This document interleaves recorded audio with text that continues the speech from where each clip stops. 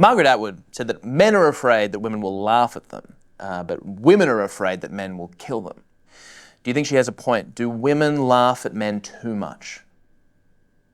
Women, making up just over 52% of our population, they are statistically one of Australia's largest minorities. Hi, I'm Tom Witcombe, stand-up comedian, feminist ally, and recent cancel culture victim.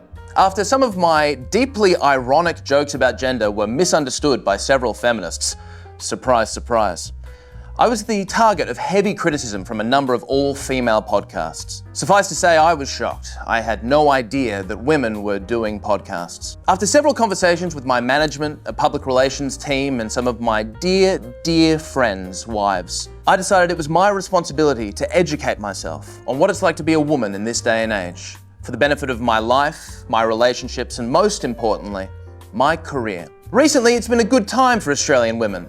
There are countless hashtag girl bosses slaying it in the boardroom. These 11 Yas queens have had this country obsessed, and there are more girly pops in Parliament than ever before.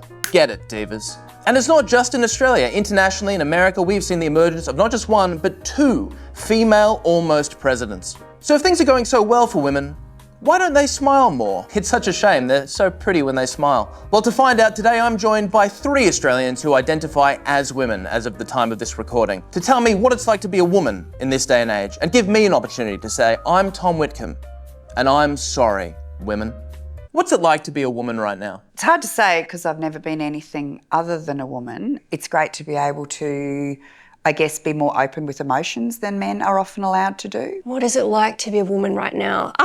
Look, mostly it's fun, but sometimes it's shit, and when it's shit, it's like really shit. What's it like to be a woman right now? How are you finding it? Fine. It's layered, nuanced, complicated.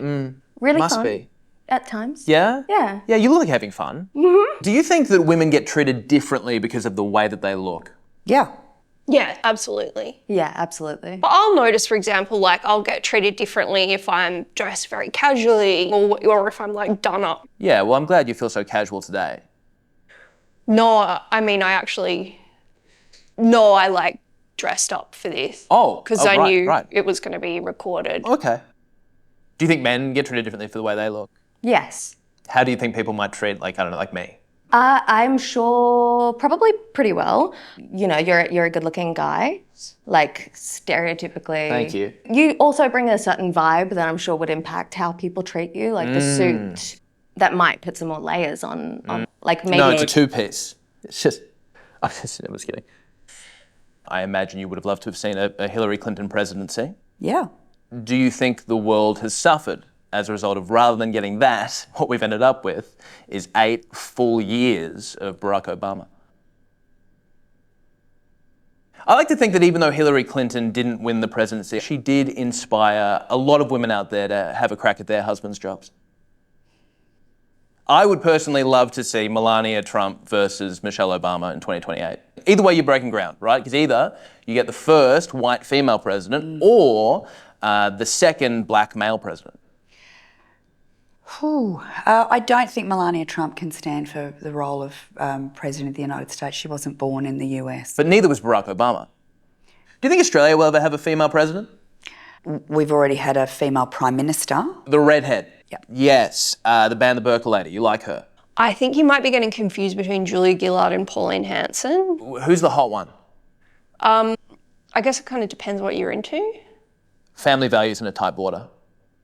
I think a big discussion I'm hearing a lot when it comes to gender equality is equality in the household and this idea of mental load. Are you familiar with this term? Yep. Sometimes you have these arguments at home about responsibilities and you realise it's not actually about the task, it's about the way it's making people feel. Yes. Say I eat a sandwich at home. I finish it, I leave the plate out and I go about my business and my wife will say, Tom, for the love of God, I'm not your maid, can you please clean up after yourself? And what I've come to realise is it's not actually about the plate. She is feeling undervalued because I didn't compliment the sandwich she made me. So you think in terms of pink jobs and blue jobs? Well, we're married now, so blue jobs are just out the window. That isn't happening. And we're not trying to conceive, so pink jobs aren't really happening either. It's mostly palm jobs. And I'm doing a lot of those. Is that where you'd like me to take on more responsibility? Talk about mental loads. Oh, God. A simple question, yes or no. Do you like men? Yes, for my sins. Yeah, me too. They're great. Some of my best experiences have been with men. Same here. The best ones? No, the best ones have been with women. I play a lot of netball. Yeah, I could have put that together. Do you like men? Yes. Are they the best? I wouldn't say they're the best. So who would you say is the best? Maybe it's a selection of people from across the gender spectrum. Right, they, them. Because they can be men occasionally. Do you think men and women could at least find some common ground in recognising at least we're both binary? You know, men are from Mars, women are from Venus, but at least we're not floating aimlessly through the silent vacuum of space with no place to call home. I don't really know what you mean, sorry. Well, look, you've got men from Mars, women from Venus, and then non-binary people just sort of float.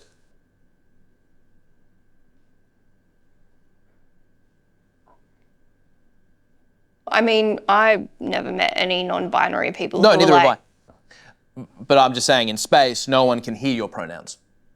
Psychologists have found when people make a certain face associated with a certain emotion, they actually feel that way. And I wonder if you ever think that when a man tells you to smile more. Is he just trying to help? Right. I mean, I wish, but no, I think it's... But have you tried smiling more?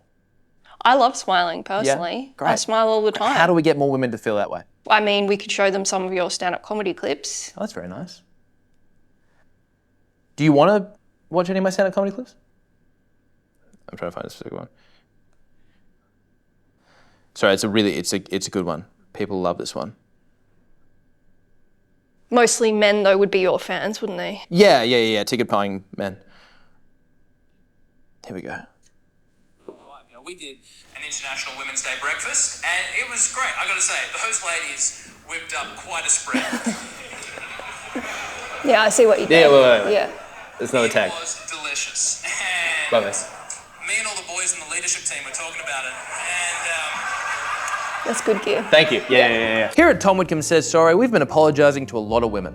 But one thing I don't say sorry for anymore is going soft in the bedroom. Thanks to Pilot.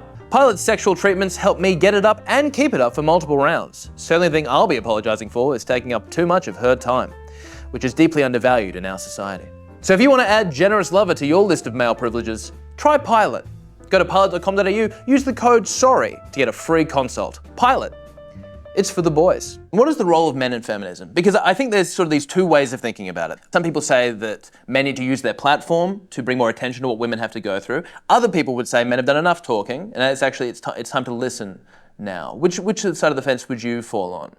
I tend to think that men have done a lot of talking recently, and it's well intentioned, but is now the time for it? Or is now the time to listen? Because I think it's the one thing we haven't done enough of. I don't think it's an either or. That's a really good point. Consent is a word I learned recently. Oh. It's just so hard to keep up with all this Gen Z slang. You know, like mid and slay and consent. It's just they come out of nowhere. Suddenly everyone's expected to know them. Some poor millennial minding his own business, next thing you know, he's getting accused of statutory skibbity. He doesn't even know what that means. No. He's got to ask his girlfriend when she comes home from school. Oh, yeah. Who are your friends? How do you feel about the current state of women's sport in this country? Yeah, it's great. People are really getting around it. It's been fantastic, hasn't it, don't you think? Yeah. People think I have a certain perspective about this, and I suppose I've said things in the past that I regret, but honestly, I think the state of women's sport in this country is just exceptional. I think you think about what the Matildas have done in this country. That goal from Sam Kerr still lives rent-free in my head. You look at Ash Barty as a tennis legend retiring at the top. The AFLW crowds are building every week. Cricket's building such a dynasty, and I think for women's sport now, you really can't talk about it as a side piece anymore. It's the head story. Would you like me to have a more local tilt, or should I keep it global? Wait, don't say that last bit. What was that? The gender pay gap Yep. is an issue a lot of people are speaking about. Men make up 60% of full-time workers, right? And someone's always going to get underpaid. And I guess, is there an argument that rationally, if anyone's going to get underpaid, it should be women? Is there an argument? Well, this is what I would say. People are always worried about how minorities are being mistreated, and I would say just rationally, if anyone's going to be mistreated, aren't we glad it's the minority? Women tend to be drawn towards certain professions that just inherently get paid less, like nursing or teaching. And I guess my question is, how do we get more women to stop wasting their time with that stuff and get into more meaningful professions like real estate or day trading or stripping? Maybe even dressed as nurses or teachers. I think those professions are underpaid because a lot of women do them. I don't think a lot of women do them because they're underpaid. Right. You don't think they just enjoy the lack of pressure of being a nurse?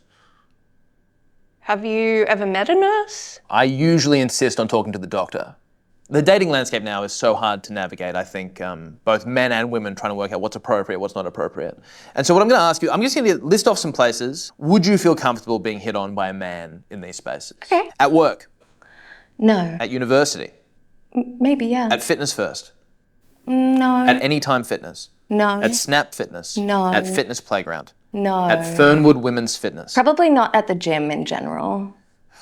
Okay. At a friend's birthday party? Yep. At your birthday party? Yep. At a friend's wedding? Yep. At your wedding? No. At the hospital?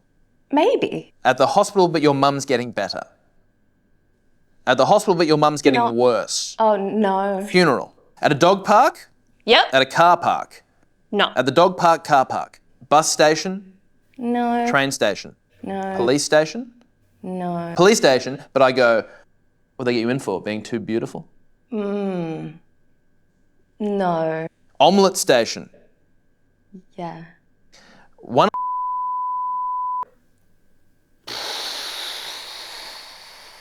How did you get that address? You want to find out? No. I think my boyfriend's just going Boyfriend? to... Yeah. Right. You suffer from a crippling disease that many women have to deal with. Endometriosis. You nailed it. Do you think men take it seriously enough? Probably not. I'd say maybe the lack of funding into research is indicative of that. But, I mean, some do. Like, you know, my partner's incredibly supportive. Yeah, he sounds great.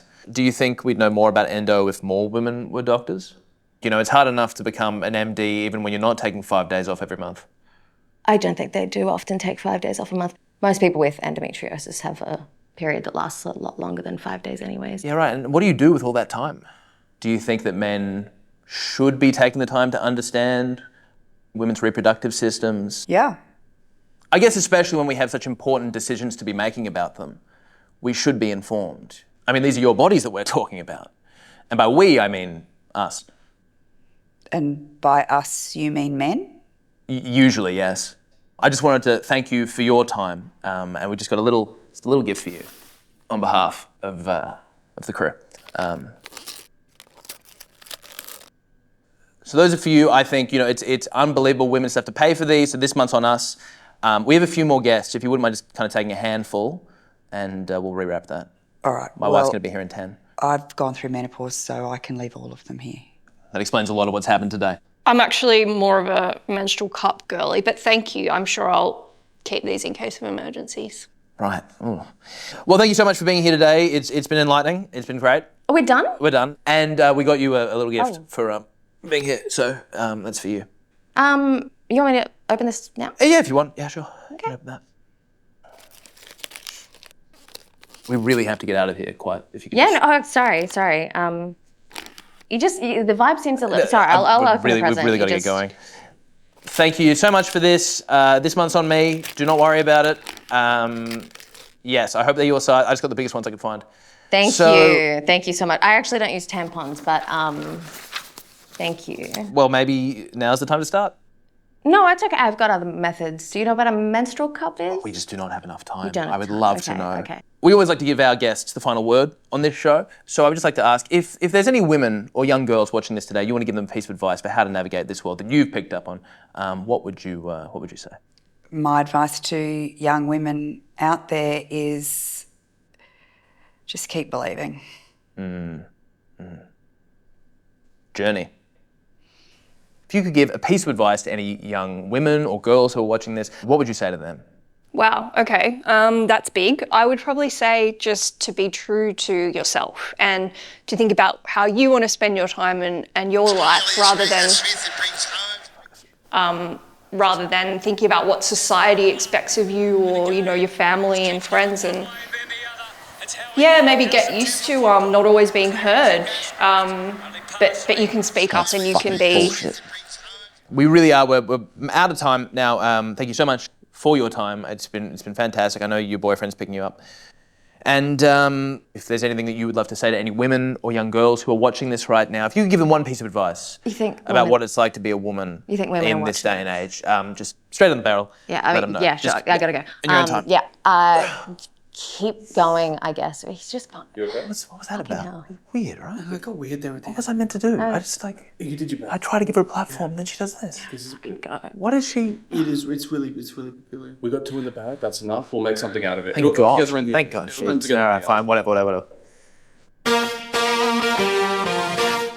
Let's go, girls. Have you heard of the Bechdel test? Yeah, of course. Yeah. Would you mind explaining it to this woman? Can you? Carolyn, you know what the Bechdel test is, right? Yeah, where women have a conversation that isn't about a man. Did you make her stay for this? You really shouldn't be talking about me. Thanks, Carolyn. I'm so sorry about her. Menopause.